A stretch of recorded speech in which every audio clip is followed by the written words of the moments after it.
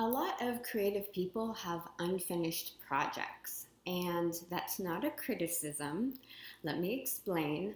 I think experimenting is a really important part of the creative process. You have to try different things to find out what works for you, what doesn't work for you, and ultimately what you like and what you don't like working on. So if you find out that you don't like working on things and you abandon them, cool. You can move on to things that do work for you. But the key question is, what do you want?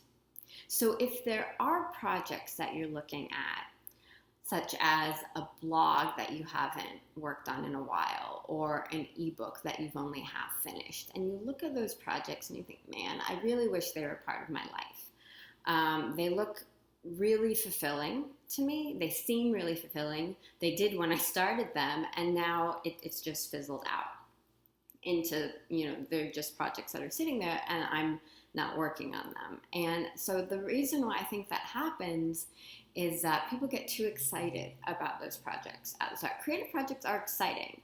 But I'm not a fan of excitement, actually, because here's what I think happens. And this is my unsophisticated drawing of that, or illustration. It's like, I'm so excited about my project. I'm going to work on it all the time. I'm working on it. Oh, I'm burnt out. Okay, bye. I'm done with that.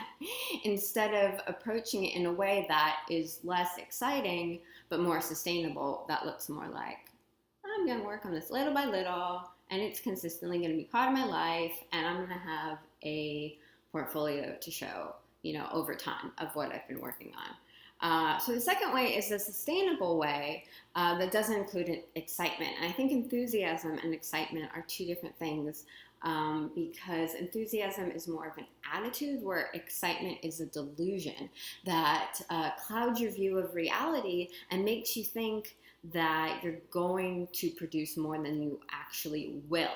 And it has nothing to do with how capable you are. It has to do with how realistic it is for you to work on those projects. So you have to look at what time you realistically have when you are taking on a new project. So if you're thinking about starting something new or revisiting a project that you haven't looked at in a while, you want to look at it through a lens of, how can I work on this consistently over time so that I don't get burnt out, so that it does become a fulfilling part of my life on a regular basis.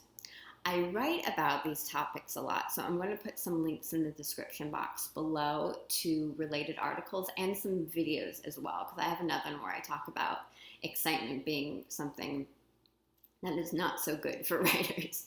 So check out those links. If you're new to the Revision Fairy channel, please give this video a thumbs up. Thank you for being here.